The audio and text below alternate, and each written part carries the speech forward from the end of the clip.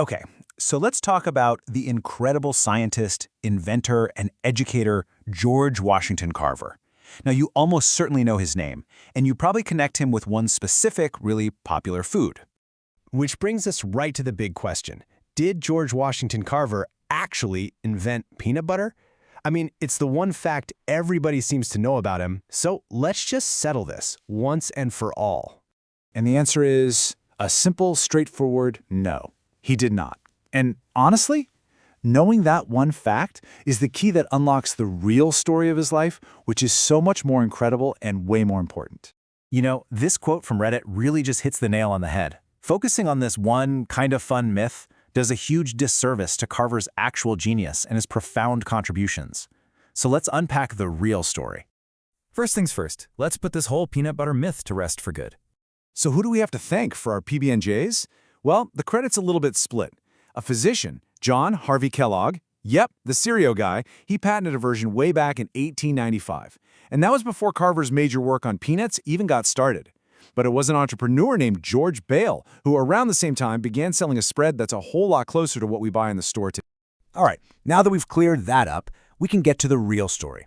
And it begins in about the most difficult circumstances you can possibly imagine. George Washington Carver was born right into the chaos of the Civil War, around 1861. He never even met his father, who was killed in an accident.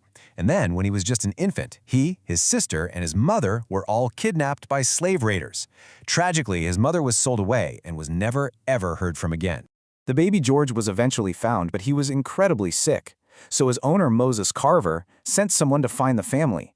The agent was only able to get George back, and he did it by trading a prized racehorse, valued at $300, to get the frail baby back. Think about that. A horse for a boy, who would literally go on to change the world. Growing up, Carver was often too sick for heavy farm work, so instead he spent his time out in the gardens and the woods, and this is really where his genius first started to show. He had this incredible, almost magical touch with plants. Neighbors would bring him their dying flowers and crops, and he'd nurse them back to health.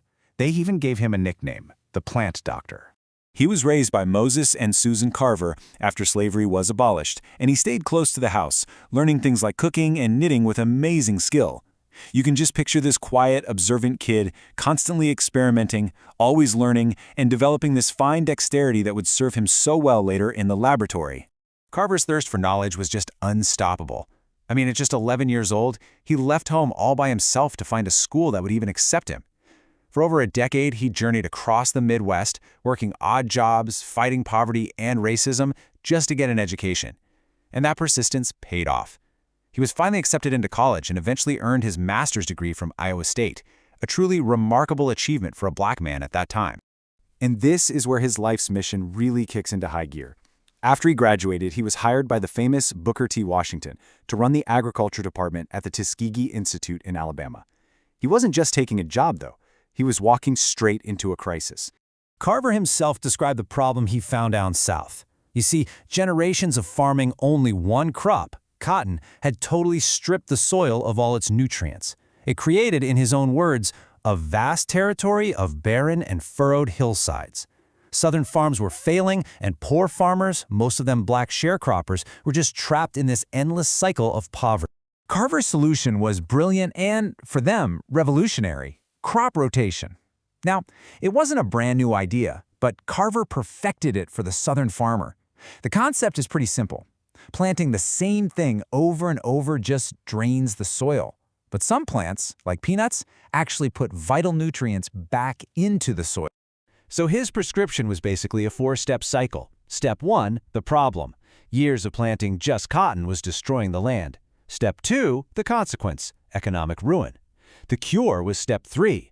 Carver told them to plant nitrogen-fixing crops like peanuts and sweet potatoes. And the result? Step 4. These new crops would literally heal the soil, making it fertile again for cotton in the following years. He wasn't just helping farmers, he was healing the land itself. And you know what? Carver's plan worked. In fact, it worked so well that it created a brand new, completely unexpected problem. So the soil was getting better, and farmers were suddenly harvesting mountains of peanuts and sweet potatoes. But there was no real market for them. Nobody knew what to do with all this stuff. So, what happens next? This is where Carver's inventive genius just explodes onto the scene. To solve this surplus problem, Carver went into his lab and just started inventing. He didn't find just a few new uses for the peanut. No, he developed over 325 new products from this one little plant. And that's not even counting all the stuff he did with sweet potatoes. Just look at the incredible range of his thinking here. He wasn't just creating recipes. He was a brilliant chemist, inventing entire industries from the ground up. We're talking milk, cooking oil, paper, soap, wood stains, dyes. The list just goes on and on. He proved to those farmers that a peanut wasn't just food, it was a factory in a shell. His work started getting national attention. In 1921, he went to testify before a congressional committee that was pretty skeptical about the whole peanut industry, but he completely captivated them, showing off dozens of his new products. His testimony was so persuasive that Congress passed a protective tariff, and from that day on, he was known all across the country as the Peanut Man. So you see, when you move past that simple peanut butter myth, you find a legacy that is so much deeper, so much more profound. It's a legacy of liberation. And the world absolutely took notice. He received tons of honors throughout his life and long after his death in 1943, including the very prestigious Roosevelt Medal. His birthplace actually became the first national monument dedicated to a Black American, and he was eventually inducted into the National Inventors Hall of Fame. And this, right here, is the real takeaway. Carver's work was never about finding 100 new ways to eat a peanut. It was about using science to give power to the powerless. He was giving poor farmers a way to heal their land, feed their families, create their own products, and free themselves from a system that was designed to keep them forever in debt. Carver's true story is one of incredible resilience, staggering genius, and a deep commitment to helping other people. It really challenges us to look beyond the easy myths to appreciate the complex, world-changing problems that true innovators solve. And it kind of leaves you with a question, right? What other stories have we oversimplified? And what deeper truths might we be missing?